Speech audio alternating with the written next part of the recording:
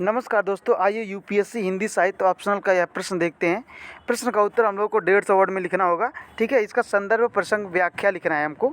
हमारा प्रश्न दिया है, इस नई सभ्यता का आधार धन है। विद्या और सेवा, कुल और जाति सब धन के सामने है, मतलब तुच्छ हैं, छोटे हैं। ठीक है, कभी कभी इतिहास में ऐसे अवसर आ जाते हैं जब धन को आंदोलन के सामने नीचा देखना पड़ता है। अगर इसे अपवाद समझें, मैं अपनी ही बात कहती हूँ कि कोई गरीब औरत दवाखाने में जाती है तो घंटों उससे बोलती तक नहीं, पर कोई महिला कार से आती है तो द्वार पर जाकर उसका स्वागत करती हूँ और उसकी ऐसी उपासना करती हूँ मानो साक्षात देवी हो। ठीक है, यह अपनी व्यथा खुद कह रही है। ठीक है, तो देखिए हम अपने उत्तर की शुरुआत कैसे करेंगे। आपको इस साइड और इस साइड नहीं लिखना है, आपको अपना उत्तर हमेशा लाइन के बीच में ही लिखना है। ठीक है, आप ऐसे लिखिए, पहले संदर्भ, फिर लिखिए प्रस्तुत पंक्तियाँ हिंदी के पहले महाकाव्य उपन्यास गोदान 1936 से अवतरित हुई हैं।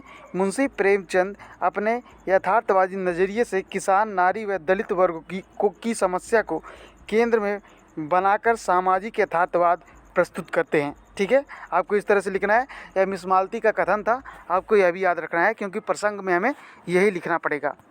तो देखिए, आप प्रसंग ऐसे लिख सकते हैं कि इन पंक्तियों में मिस मालती पूंजीवादी सभ्यता में धन की महत्ता का व्याख्यान करती हैं। ठीक है, मैंने आपको पहले बताया कि मिस मालती का कथन था। अब आप व्याख्या ऐसे कर सकते हैं कि मिस मालती के अनुसार महाजनी सभ्यता का केंद्र बिंदु धन है, जिसके सामने जाति, कुल, भाव आदि का कोई महत्व नहीं। धन के बल पर किसी भी कार्य को सफलतापूर्वक किया जा सकता है।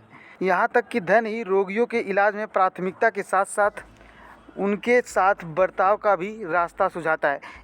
यानी कि जिसके पास धन होगा उसका इलाज जो है वो पहले होगा, और जिसके पास धन नहीं होगा उसका इलाज भी नहीं होता है, आपने देखा होगा।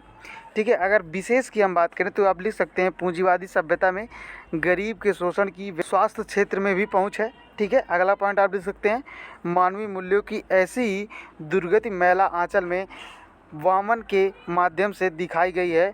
भारत माता रो रही हैं। ठीक है, आपने अगर पढ़ा होगा मैला आंचल तो आपने उसको देखा होगा, और सबको पढ़ना ही पड़ता है जिन्होंने हिंदी साहित्य ऑप्शनल लिया है। इसके बाद आप अगला पॉइंट लिख सकते हैं कि हिंदुस्तानी शैली में सुंदर वाक्य विन्यास किया गया है इसमें। अगला पॉइंट आप लिख सकते हैं तस्तम व तद्भव शब्दों का मिश्रण है इसमें। अगला आप लिख सकते हैं प्रतीकात्मक भाषा का प्रयोग हुआ है, मानो साक्षात देवी, यह एक प्रतीकात्मक भाषा है। ठीक है, तो इस तरह से आप अपना संदर्भ प्रसंग व्याख्या लिख सकते हैं। Thank you so much for watching this lecture.